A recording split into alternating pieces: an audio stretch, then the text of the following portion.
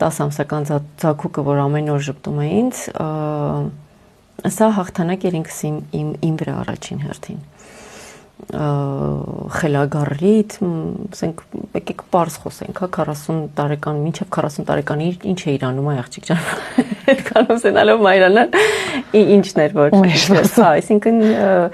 ես դա էլ էի ընդունել, որ ինչ որ բաներ ինձ համար շատ ավելի գեր նշանակություն ունեին, միգուցե ես դրա համար ասում, ես հասունացել էի այդ պահին։ Սա թե դիեզերքի կողմից առաջնությունն է, թե իմ հասունացման process-ն է, թե իրոք բնությունն է։ Ես իրոք ուզում եմ, որ հատկապես որ շատ կանայք, ով ինձ լսում են, ոչ միայն ոգևորվեն, որ այդպես կարող է լինել, այլ թող այս ամենը ցուցիչ լինի, որ իրոք ժամանակ չկորցնենք ինքներս մեզ լսելու, ոչ թե ինչ որ ստանդարտների մեջ մտնելու, գործողություններ անելու, պարտադիր մայրանալու, չէ։ Սա ներքին շատ կարևոր երկխոսություն է, ներքին ինքնազարգացում է, ներքին ինքնաճանաչում է։ Իսկ երբ որ ձեր բժիշկներին հայտնեցիք, բժշկությունը ինչպես բացատրեց։ Շատ լավն էին։